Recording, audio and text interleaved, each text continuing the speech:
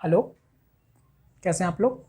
तो इस वीडियो में हम कवर करेंगे छोटे छोटे डेफिनेशंस हैं, जैसे debtors, bills payable, bills receivable, creditors और goods, purchases, sales, purchase return, sales return. सारी डेफिनेशन इस वीडियो में हम कवर कर लेंगे, ठीक है। ज़्यादा लंबी वीडियो नहीं होगी और हम कॉम्प्रिहेंसिवली सब कवर कर लेंगे इसमें, ठीक है। और आपको सारी अंडरस्टैंडिंग आ जाएगी कि इन सब शब्दों का क्या मतलब है, इन टर्मिनोलॉजीज़ का जो अकाउंटिंग में आप देखने वाले हो, है ना। जो ये these terminology are going to be used in the accounting very excessively, so you can after this video you can understand these terms very easily. okay, तो चलिए स्टार्ट करते हैं। सबसे पहले ना मैं आपको इस डायग्राम दिखाता हूँ, ठीक है। इस डायग्राम में ये हमारा बिजनेस है, ये हमारा बिजनेस है, ठीक है। सबसे पहले मैंने लिखा है कि हमारे बिजनेस ने कुछ गुड्स सोल्ड किए हैं क्रेडिट पे मिस्टर डी को। हमारे बिजनेस ने कुछ गुड्स सोल्ड किए हैं क्रेडिट पे मिस्टर डी को, ठीक है। तो सवाल ये आता है सबसे पहले कि गुड्स किस बला का नाम है। भाई गुड्स क्या है जो ये बेचा है? ये गुड्स है क्या जो आपने बेचा है? भाई गुड्स कुछ नहीं है, ये वो चीज है जो हम खरीदते हैं अपने कस्टमर को बेचने के लिए या हम कोई प्रोडक्ट बनाने के लिए। ये वो चीजें हैं जो कि हम वो गुड्स हैं, ये वो माल है जो हम खरीदते हैं कस्टमर को बेचने के लिए। तो ठीक है, अगर मैं आपको इस तरफ ले जाऊं तो देखिए, ये हमने मिस्टर सी से गुड्स परचेज किए हैं, गुड्स परचेज्ड ऑन क्रेडिट, यानी कि उधार पे हमने गुड्स परचेज किए हैं। अभी मैं समझाऊंगा कि उधार पे क्यों खरीदे। तो ये वो माल है जो कि हमने खरीदा है उधार पे आगे बेचने के लिए या कोई नया प्रोडक्ट बनाने के लिए एज अ रॉ मटेरियल, ठीक है। तो गुड्स का मतलब ऐसा एसेट ये करंट एसेट होता है बेसिकली, ऐसा करंट एसेट जो कि हमने खरीदा है गुड्स को बेचने के लिए या कोई दूसरा प्रोडक्ट बनाने के लिए। तो अभी हम इसमें अज्यूम कर रहे हैं कि हमने बेचने के लिए खरीदा है, तो ये हमने इससे उधार पे सामान खरीदा हमारे बिजनेस ने मिस्टर सी से। तो जिस व्यक्ति से हम उधार पे गुड्स खरीदते हैं ना, उस व्यक्ति को कहते हैं क्रेडिटर, CREDITOR, ठीक है। अब ये गुड्स हमने किस लिए खरीदा है? बेचने के लिए खरीदा है। ये माल हमने किसने खरीदा है? बेचने के लिए खरीदा है। हाँ, जिससे भी आप ध्यान रखना, जिससे कि उधार पे क्रेडिट पे गुड्स खरीदते हैं ना, उसी को क्रेडिटर बोलते हैं। अगर आपने कैश पे गुड खरीदा होगा तो उसे क्रेडिटर मत समझ लेना। जिससे भी हम कैश पे गुड्स खरीदते हैं उसे क्रेडिटर मत समझ लेना। जिससे भी हम उधार पे गुड्स खरीदते हैं उसे क्या बोलते हैं? हम क्रेडिटर बोलते हैं, ठीक है। इस गुड्स को हमने क्या किया? आगे बेच दिया मिस्टर डी को, यानी कि हमने गुड्स को सेल कर दिया उधार पे मिस्टर डी को। तो जिसको भी हम गुड्स सेल करते हैं उधार पे उसको कहते हैं डेटर। तो मिस्टर डी जो है उसको हम कहेंगे डेटर, ठीक है। To whom we sell our goods on credit is known as debtor, ठीक है। बहुत बढ़िया। अच्छा, जब हम किसी भी गुड्स को खरीदते हैं ना, जब हम किसी भी गुड्स को खरीदते हैं, ठीक है, तो उसको क्या बोलते हैं? उसको बोला जाता है परचेजेस। ध्यान से रखना, ये टर्मिनोलॉजी वहीं यूज होती है जहां पे हम गुड्स खरीदने की बात कर रहे हैं। एसेट में नहीं इस्तेमाल होगा, कि आप इस टर्मिनोलॉजी को ज़्यादा नहीं देखोगे। तो हम जहां पे गुड्स खरीदेंगे वहां पे इसका इस्तेमाल ज़्यादा होगा। गुड्स क्या होता है? जो हम बेचने के इंटेंशन से खरीद रहे हैं और या नया कोई प्रोडक्ट बनाने के इंटेंशन से खरीद रहे हैं, तो परचेजेस। और जब कोई गुड्स को हम बेचते हैं, ठीक है। अच्छा, ये परचेज जो होता है ये कैश में भी हो सकता है और ये क्रेडिट पे भी हो सकता है, यानी कि उधार पे भी हो सकता है और कैश में भी हो सकता है, ठीक है। तो परचेजेस का मतलब ये नहीं है, इससे परचेजेस से क्रेडिटर का कोई लेना देना नहीं है। परचेजेस मतलब गुड्स जब हम खरीदते हैं, चाहे कैश पे खरीदें चाहे क्रेडिट पे खरीदें। दूसरी तरफ जब हम ये गुड्स बेचते हैं, चाहे क्रेडिट पे बेचें चाहे कैश में बेचें, उसको कहते हैं सेल्स। ध्यान से मैं बार बार बोल रहा हूँ, मैं गुड्स की बात कर रहा हूँ, मैं एसेट की बात नहीं कर रहा हूँ। तो उस टर्मिनोलॉजी दिया गया है उसको बेचने को सेल्स, ठीक है। लेकिन जब उधार पे बेचते हैं और जिसको बेचते हैं उसको कहते हैं क्रेडिटर। ठीक है। अगर आपने उधार पे बेचा है तो उसे क्रेडिट सेल्स बोल देंगे, और अगर कैश पे बेचा है तो कैश सेल्स बोल देंगे। उधार पे खरीदा है तो क्रेडिट परचेज कह देंगे, और कैश में खरीदा है तो कैश परचेज कह देंगे गुड्स को। सेल्स भी क्रेडिट सेल्स हो सकती है और कैश सेल्स हो सकती है। अब इस व्यक्ति को कहते हैं डेटर, ठीक है, इस व्यक्ति को कहते हैं डेटर, ठीक है। तो इतनी टर्मिनोलॉजी तो हमने समझ ली, ठीक है। कभी कभी क्या होता है, जिसको हमने गुड्स बेचा है ना, उस पर हमें भरोसा नहीं होता, हमें लगता है कि ये पैसे नहीं दे सकता, हो सकता है, ठीक है। तो हमने क्या किया, हमारे बिजनेस ने क्या किया, हमारे बिजनेस ने बोला कि ठीक है भाई, हम आपको उधार पे सामान तो बेच रहे हैं, लेकिन आप इस कागज़ के टुकड़े पे साइन कर दो, इस कागज़ के टुकड़े पे साइन कर दो। ये मैंने ये कागज़ का टुकड़ा बना दिया, ये एक पीस ऑफ पेपर होता है, इस पे ये मैं D1 लिख देता हूँ, नहीं BR लिख देता हूँ, उसका नाम है BR, ठीक है। तो इस पे कहता है आप इस कागज़ के टुकड़े पे साइन कर दीजिए और हम फिर आपको ये गुड्स बेच देंगे, ठीक है। उस कागज़ के, और फिर वो जब जैसे ही ये साइन कर देता है ये व्यक्ति BR, यहाँ पे जैसे ही ये व्यक्ति BR साइन कर देता है इस पे, वैसे ही ये बिजनेस अपने पास रख लेती है। इसको नहीं दे देगी ये कागज़, इसको ये कागज़ नहीं दे देगी। अगर ये कागज़ इसको मिल गया BR को, पहले तो एक बात देखिए आप, क्या होगा कि पहले तो मैंने गुड्स बेचे और कागज़ साइन करवा के उसी को दे दिए, वो क्या करेगा, उस कागज़ को फाड़ देगा, बोलेगा कौन सा गुड्स बेचा, मुझे कोई गुड्स नहीं बेचा आपने, ठीक है। तो कागज़ ही अपने पास ही रखती है, बस साइन ले लेती है इस व्यक्ति के, ठीक है। तो इस कागज़ के टुकड़े को कह देते हैं बिल्स रिसीवेबल, इसको कहते हैं बिल्स रिसीवेबल। मतलब ये ऐसा बिल है जिसके थ्रू मुझे कुछ रिसीव होने वाला है इन फ्यूचर, ठीक है, क्योंकि मैंने अपना माल बेचा था इस व्यक्ति को, ठीक है। इसको कहते हैं बिल्स रिसीवेबल, ठीक है।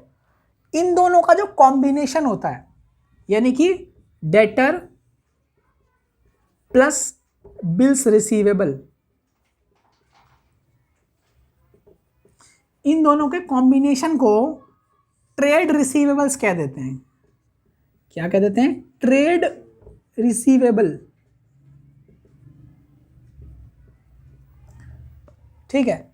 अच्छा, जैसा डर हमें है कि हमारा पैसा डूब ना जाए, जैसा डर हमें है कि हमारा पैसा ना डूब जाए, वैसे ही हमारा जो क्रेडिटर है जिससे हम उधार पे सामान खरीदते हैं, उसे भी तो ऐसा डर हो सकता है ना, उसे भी तो ऐसा डर हो सकता है ना।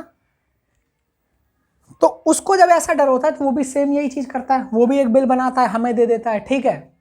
तो इस केस में जब वो हमें ऐसा बिल देता है, जब हमें, सोचिए हमारे क्रेडिटर ने हमें ऐसे कागज का टुकड़ा बना दिया और इस पे हमारे बिजनेस के साइन ले लिए, ठीक है। तो इस कागज के टुकड़े को कहते हैं बिल्स पेबल, इसे कहते हैं बिल्स पेबल। यानी कि इस बिल के थ्रू हमें पैसा पे करना है, हमें पैसा पे करना है, इसलिए पेबल होता है। यानी in future we have to pay the creditor, okay. तो उसके बाद आपको क्रेडिटर को आपका नाम याद रखने की जरूरत नहीं है, उसके पास ये बिल का टुकड़ा है, उस बिल से वो पैसा आपसे रिकवर कर लेगा, ठीक है। तो इन दोनों के कॉम्बिनेशन को, क्रेडिटर प्लस बिल्स पेबल, इन दोनों के कॉम्बिनेशन को कहते हैं ट्रेड पेबल, इन दोनों के कॉम्बिनेशन को कहते हैं ट्रेड पेबल।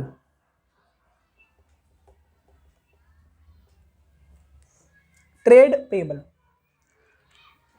अच्छा, जैसा मैंने बताया कि कभी कभी लोगों को जो डर होता है, जैसे कि मेरे बिजनेस ने इस व्यक्ति को 5 लाख के गुड्स उधार पे बेचे। So my business have sold goods worth 5 lakh rupees on credit, ठीक है, इस व्यक्ति को, ठीक है। अब अगर ये व्यक्ति, if this person is not paying my company, ये पर्सन पे नहीं कर रहा है, यानी कि ये पैसा डूब गया, ठीक है, ये पैसा डूब गया, तो इसको पता है क्या कह देते हैं, इसको कहते हैं बैड डेट्स। ऐसा कर्ज जो बैड था, बुरा था हमारे लिए, यानी कि जो पैसा हमारा डूब गया, उसे बैड डेट कह देते हैं। ठीक है। अच्छा, सिनेरियो में एक सिनेरियो, अगर मैं इतनी सारी सिचुएशन हम सोच ही रहे हैं तो एक सिचुएशन और सोच लेते हैं। कहीं भाई अब कोई लेके पैसा आपको नहीं दे रहा, हो सकता है उसकी कोई मजबूरी हो, है ना, हो सकता है उसकी कुछ मजबूरी हो।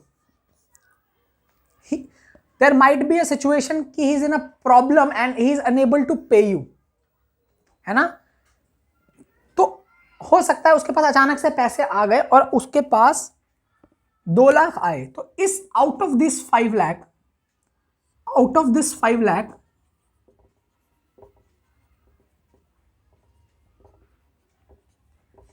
he paid you 3 lakhs. No, not a settlement, but he paid you 3 lakh. ठीक है। तो अब ऐसा बैड डेट्स, आपने सोचा ये पैसा डूब चुका है, आपने इसको लिख दिया कि ये मेरा बैड डेट हो गया, ठीक है जी, बहुत बढ़िया बात है। ठीक है, अचानक से ये पैसा आपको वापस मिल गया।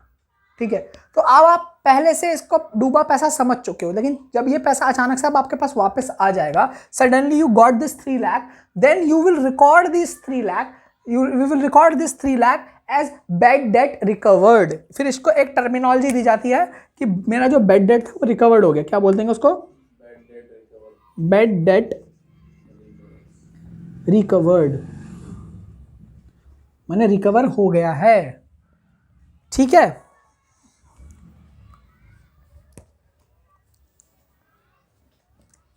Bad debt recovered. ठीक है। अच्छा, एक छोटा सा टर्म है और,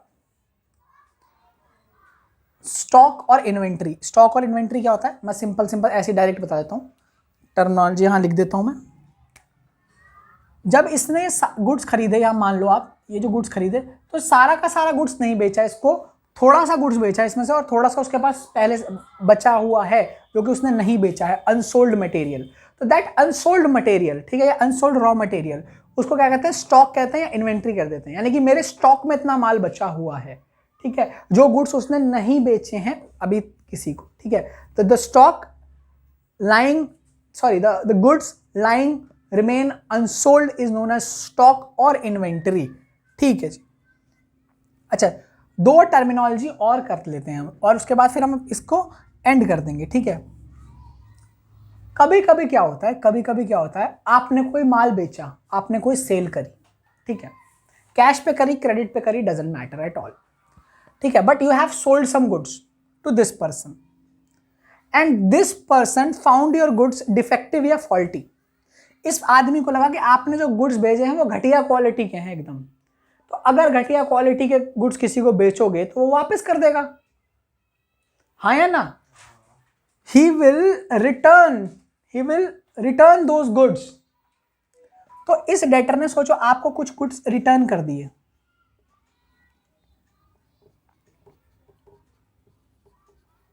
गुड्स रिटर्न, क्योंकि आपका प्रोडक्ट क्या था?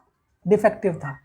तो आपने कोई सेल करी थी, वो सेल आपको वापस मिल गई है, ठीक है। इसको पता है क्या कहते हैं? इसको आप रिवर्स सेल नहीं बोल सकते, ठीक है, या ये नहीं बोल सकते कि मेरी नेट, मैंने 5 लाख का माल बेचा, 2 का वापस आ गया तो 3 लाख मेरी नेट सेल है, ऐसे नहीं बोल सकते। आपको जो ये 2 लाख का माल आया है, 2 लाख का माल आया है, उसको आपको लिखना पड़ेगा, उसको आप बोलोगे sales return. You will say this return as sales return. On the contrary, on the other hand, हमें भी कोई गुड्स बेचता है, और ऐसा हो सकता है ना, हमने कोई गुड्स उधार पे खरीदा या कैश में खरीदा है और वो गुड्स डिफेक्टिव हो, हमने कुछ परचेजेस करी हैं, वो परचेज डिफेक्टिव है, तो हम भी तो वापस कर सकते हैं। जैसे हमें कोई वापस कर सकता है बेचा हुआ माल, वैसे हम भी तो खरीदा माल वापस कर सकते हैं ना। तो हमने जो ये गुड्स परचेज करी ना, तो हमारा बिजनेस भी कभी कभी क्या करता है, ये बिजनेस देखो यहाँ पे इसने गुड्स को रिटर्न कर दिया,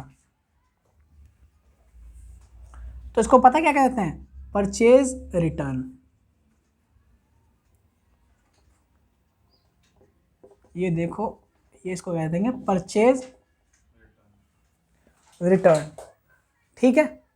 अब आपको अगर इसे बनाना है, ठीक है, तो हम सारे के सारी टर्मिनोलॉजी हमने देख ली जो हमें समझना था आज के लिए, ठीक है। ये कॉम्प्रिहेंसिव एक चार्ट की तरह हो चुका है, बना कॉम्प्रिहेंसिव चार्ट की तरह से हम देख सकते हैं। और अगर आप इसको नोट करना चाहते हैं या इसको आप और बेटर फॉर्म में लिख सकते हैं तो यू कैन डू दैट, ठीक है। तो यही है हमारा, मैं हट जाता हूँ थोड़ा सा फिर ताकि आप अच्छे से इसको देख सकें और समझ सकें, ठीक है। बेसिकली हमने बहुत सारी टर्मिनोलॉजी इस चार्ट के अंदर कवर कर ली है, ठीक है। So if you want you can note it down, ठीक है। तो बस आज की क्लास के लिए हम इतना ही करेंगे इसमें, क्योंकि हमने इसमें बहुत सारी टर्मिनोलॉजी डिस्कस कर ली है, ठीक है। और फिर आप इसको अच्छे से रिवाइज कर लीजिएगा, बुक से पढ़ लीजिएगा एक बार, ठीक है। आपको और अच्छी बेटर अंडरस्टैंडिंग आ जाएगी। And if you have any doubt please let us know in the comment section और on WhatsApp wherever you are comfortable, okay। तब तक के लिए thank you for your watching. और अगर आपको वीडियो अच्छी लग रही है तो you can like our video and subscribe to our channel and share this video as much as possible.